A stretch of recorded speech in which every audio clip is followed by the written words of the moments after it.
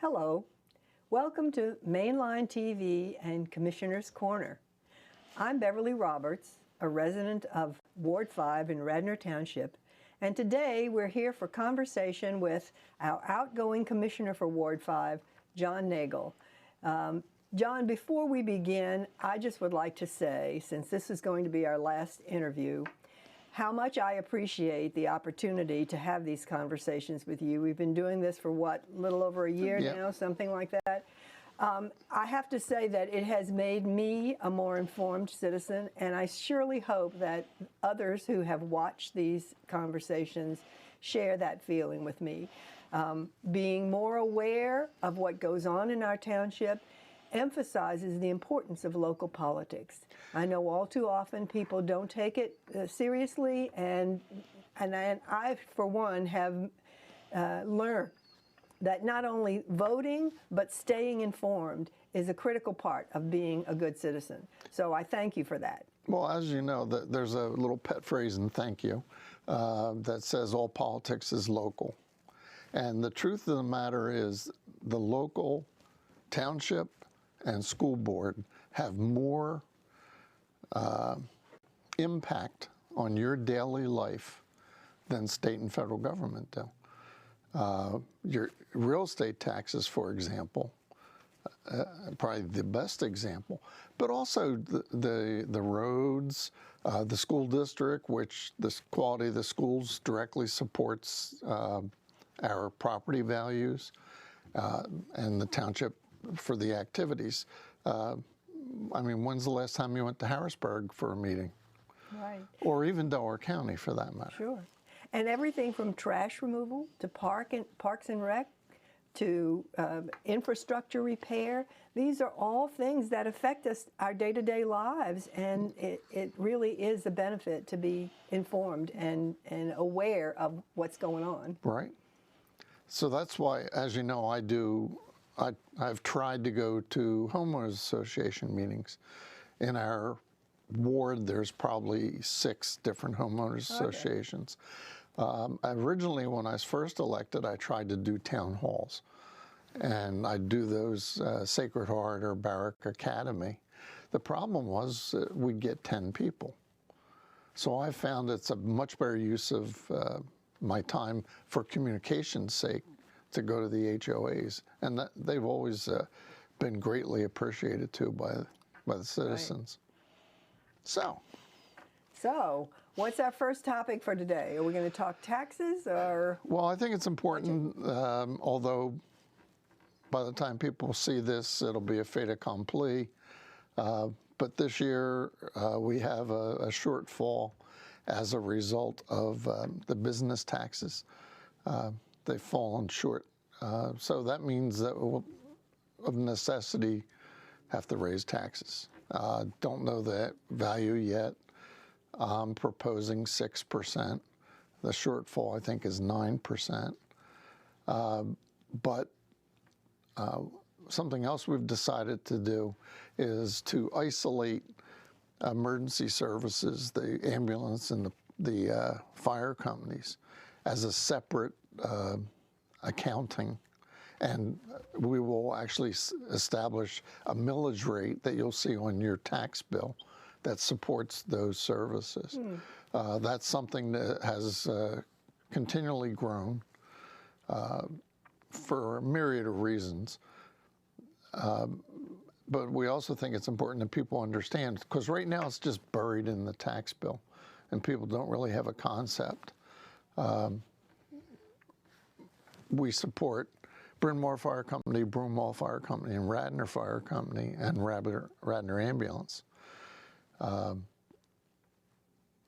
we live, we're protected by Bryn Mawr Fire Company. The folks on the other side of Sproul are Broomall. And a lot of folks don't know that even. So I see it as a good way to make sure people understand what their costs are.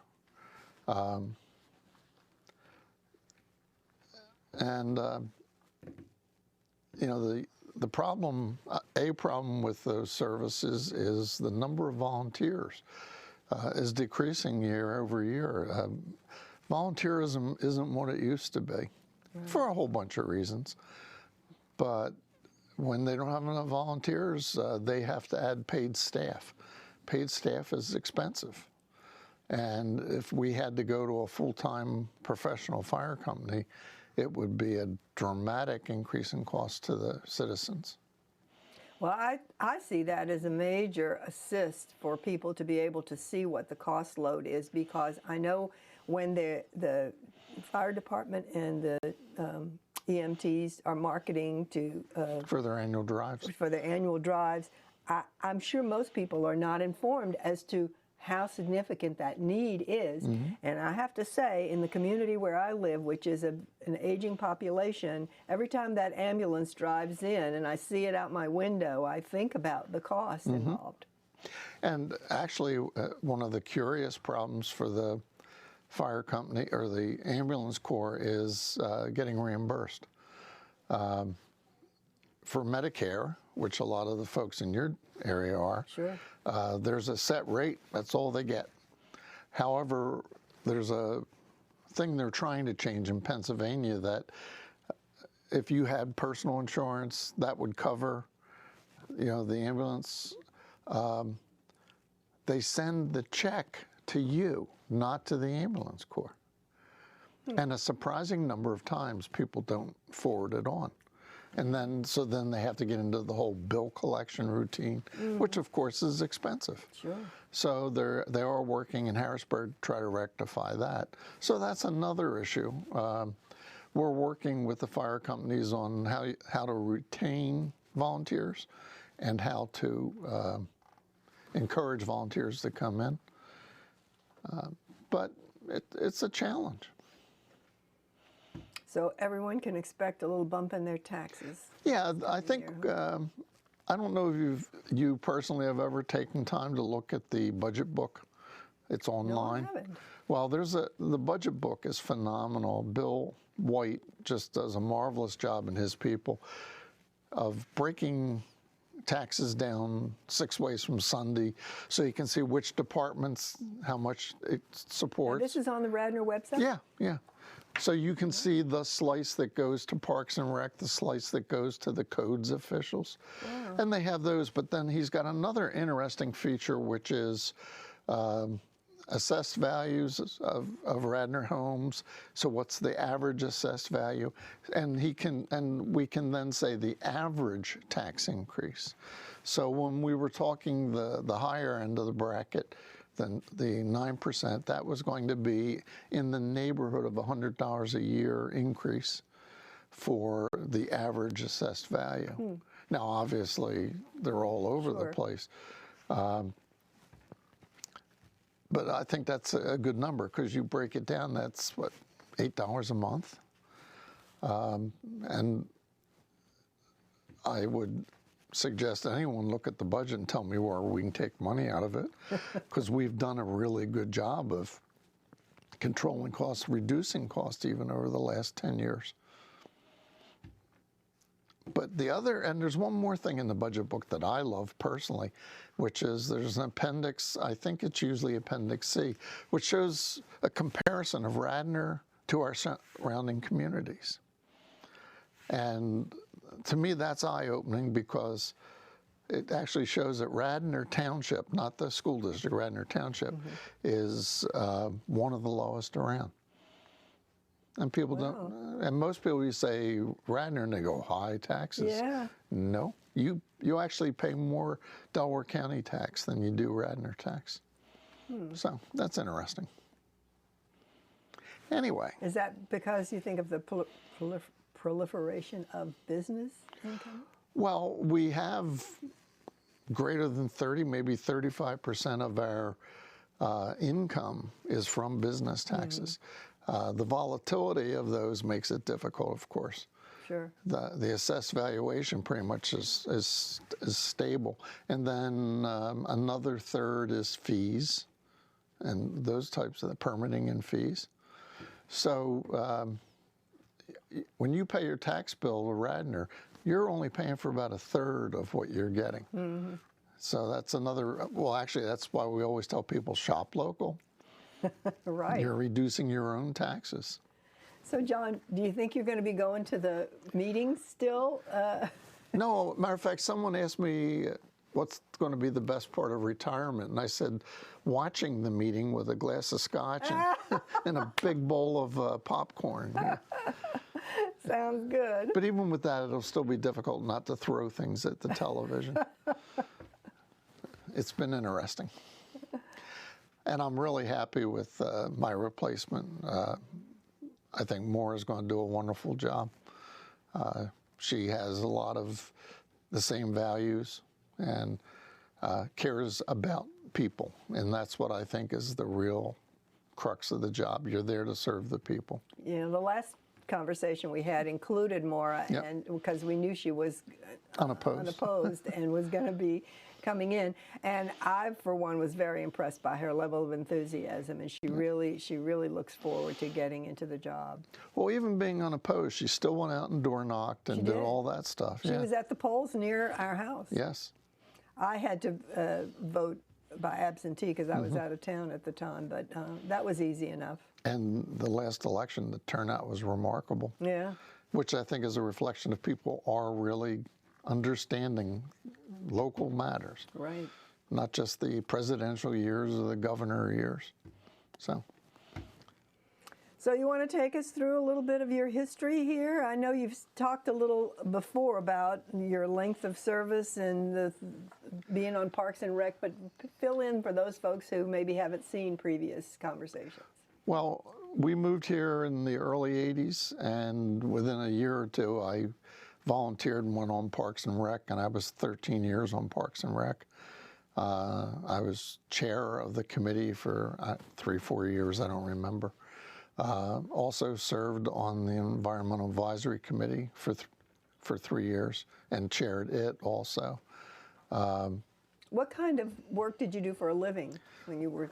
Engineer, worked for power companies, mostly in nuclear power. Oh, wow. And a variety of jobs with, I mean, that was one of the things I enjoyed was I was able to do several different jobs when I worked for the utilities. So I know some guys who say they have 20 years experience, but they don't. They have 1 year of experience 20 times. So I enjoyed that.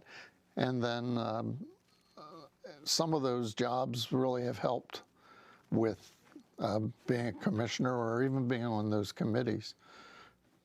And then after I finished up with those, I had started to run for office. I actually ran 3 times and lost. Oh, really? Yeah, before I finally won. Well, and yet he persisted. Yeah. Well, that's always for the same reason. Good. And I was one of the founders of the Radnor Conservancy. So that was like in between filling the time. But I look back and the last 10 years, the board, not me, but the board as a whole, has, we stepped into a situation where the township was in financial trouble, personnel issues. As you know, we ended up, the manager left, the finance director left, the engineer left. We changed lawyers. We changed labor lawyers. And we hired what I'll call a complete professional staff. We also hired a new chief of police, superintendent of police, was Bill Colarulo, and the manager that we hired, Bob Zinkowski, and Bill White, the finance director, really turned the township finances around. We reduced staff, and it wasn't just cutting heads off, it was looking at the organization, how many people there were. Elaine Schaefer used to say to our township staff that they woke up one day and worked for a new company because things had changed so much. Wow. Many years ago, we used to hear negative comments about when people would go into the township building to get their permits or whatever about the service they got. That's the staff nowadays, they're so customer focused. They bend over backwards for people, and people can be really terrible to deal with. Oh, yeah. I mean, I think retail must be the worst job in the world. So during that time period, that was the biggest accomplishment, was just turning the township around. And what time period was this now? It's been 10 years. I mean, I went into office 10 years ago. And then we also had the big downturn. So tax revenues, the bottom fell out of them. But then the positive side of that, I mean, there is always that little bit of gold lining, was that interest rates went to the floor. So we were able to refinance all of our bonds at much lower rates. We got out of a terrible financial instrument that was, I would say, sold to townships in general. It was, I can't remember the name of it anymore, but basically you were betting on the interest rates staying low rather than using other standards. And then once the interest rates started to come back up, you ended up deeper in the hole. Yeah, So right. we got out of that. As I said, staff was reduced. Probably we purchased the acreage over at Ardrossan, the open space, 71 acres, which is wonderful because we now, if you go down Darby Road from by the golf course and the scout cabin, the township essentially has 200 acres of parkland all along that road. And that's really important because biologists have told us there's some magic to that number, that for migratory species and the amount of land they can cover. Oh, really? We passed a bond issue and the library was redone. I don't know if you've been to the library in Wayne, but Actually, it's not the closest library No, for me. I usually use Ludington or Yeah. even Haverford. well, it's funny. As you know, my grandchildren and daughter and her husband live with us. So when they first moved in, they were going to Ludington. And then I kind of gave them a hard time about that. Well, lo and behold, at least according to my grandchildren, Radnor Memorial actually has a better kids section and a better kids programming. Really? So they go over there. But we had that. We included in that bond issue a lot of money for parks, because our parks had just gone down and down and down, because they were the thing that was used to balance the budget. I mean, when I was on Parks and Rec, every year we had to go fight. I would go and actually speak for the Parks Board in front of the then commissioners. Probably they thought that was an easy cut. Huh? Right. And it takes a while to be noticeable. I mean, if you were here using our parks in the 80s and you go to our parks today, you'll know right away. Now, because we've got this bond issue, I don't know if you've been up to the McCrone Park. No. That was a total overhaul. It's a gem. We're working, well, we just finished up some work, or we're almost done, over in West Wayne, the Warren Flippone Park there, including installing a pickleball court, which apparently is the new hot sport. Oh, I understand, yeah. There was even a question on Jeopardy about pickleball. Yes, I saw that. Did you see that? Kind of broke me up. And the park over by Cabrini and Eastern is the next one online for total overhaul. So we're doing a lot of that. We're doing trails. We have 3 or 4 different trail projects ongoing, and been actually very successful getting grants for those, so we're not using tax dollars. Well, we are, but it's coming back to us from another source, bringing some of the taxes back to Radnor, if you will. And we just got $250,000 from Delaware County, and what was DCED the other day was $232. So that that project we're $2-3 million worth of grants on. And the trails are really important, you know, for walking, running, the dogs, you know. Well, the other thing, everybody uses the trails. they really are alternate ways to get around. The one trail is designed to be, you can go from one end of the township to the other. You're on some streets, some trail, isolated trail. And that one comes down Ithan, crosses Bryn Mawr and goes along the Blue Route and then hooks up to Haverford Trails. And they're working on a trail that'll connect to it on that end. So literally you go one end of the township to the other. We're extending the Radnor Trail, which I chaired Parks and Rec when we did that. And that was... Any discussion about dog parks? Well, we have one dog park, which is over at Kreutzberg. Right. Hare Park. It's been incredibly successful. There's a constant debate about dogs in the parks, as you can imagine. Yeah. And most of it ultimately comes down to common sense. You know, you keep the dogs out of the play areas, but there's some people who just can't get that through their heads. And the next trail we're going to, while we're approving a grant application, is we call it the Darby Paoli Road Trail, which is through that new open space. There are people who bike on Darby Paoli Road. I think you have to be like, totally crazy to do that. Yeah. But this will be able to move the bikes off of there. Oh, great. And then there'll be some non-hard surface trails in there too that'll allow you just to get out of traffic, if you will. And this is all on that open space and that 200 acres we own. Wow. Now, this was all privately owned before? Well, we owned, yeah, it was the Montgomery Scott family, Ardrossan. So we hooked that up with the existing parks at Sawmill Park, Skunk Hollow, and the Willows. So that, Genius. it's the unfortunate thing is we were late to do it.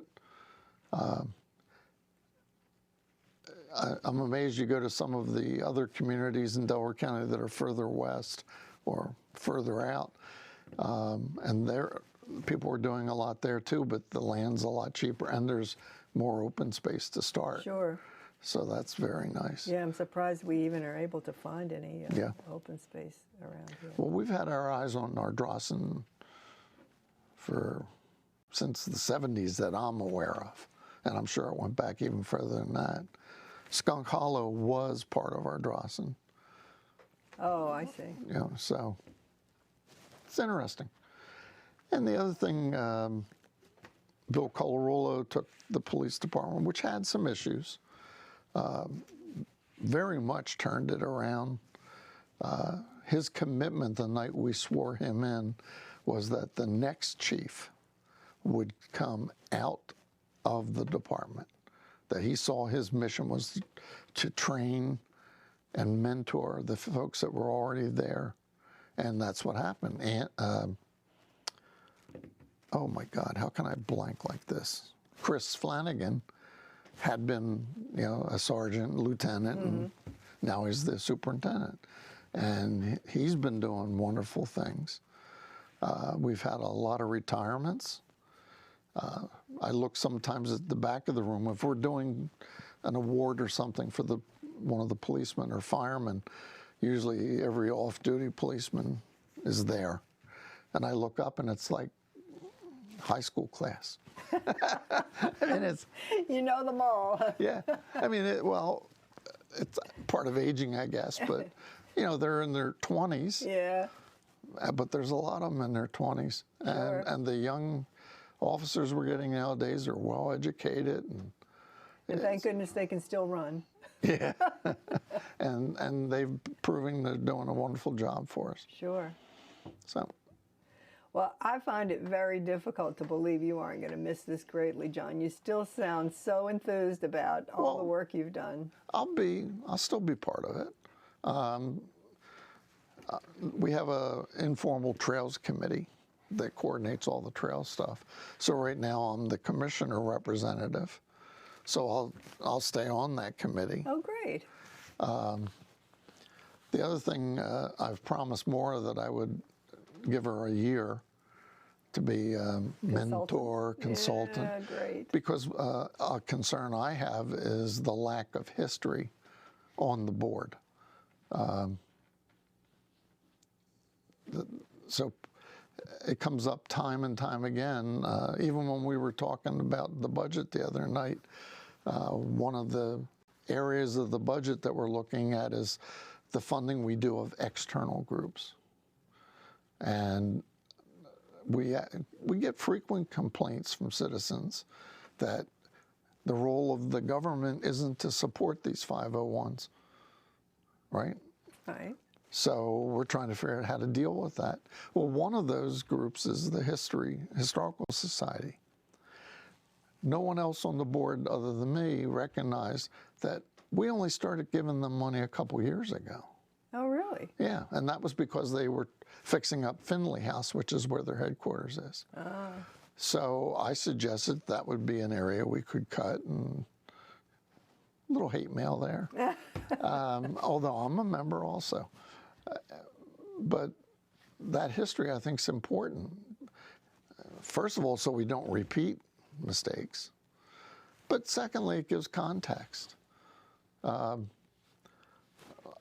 Many folks in town do not understand that Radnor Memorial Library, the township owns the building, but other than that, it's a 501. It's not the government. Not the government. So, and then Mainline School Night, which I'm sure you're familiar with. Right, right. They're in the building over there. Kreuzberg is the mansion. That belongs to the township also. And we have a lease agreement with them because they started in Radnor and they've always been headquartered in Radnor. And they provide a service that's used by a tremendous number of Radnor residents. The Wayne Senior Center. The things they do, if they weren't there, the government would probably have to do. Sure. So therefore, they're relieving us of that and fundraise, so we're not supporting everything. So you get those kind of issues. I gotcha. Well, John, this has been such a great time sharing all this history with you, and we look forward to your continued participation. I know you're still open to communications from folks who would like to talk about things. Oh, issues. absolutely. So tell us how you can be reached. Well, the easiest way is the current email that I use is Nagel45@gmail, and that's Nagle, the number 4, FIVE @gmail. Oh, we got that, everybody? You better write that down. So, and I check that. I have it on my phone and everything. Okay. And that's the part of the job that I'll miss, is being able to help people. Well, I'm sure you'll be hearing from people who are enthused about your assistance. Right. So, unfortunately, we have to wind this up now. Once again, this is Mainline TV, and we hope you've enjoyed this issue of Commissioner's Corner, and will join us again next time when we are with our new commissioner, Maura Mulroney. Bye now.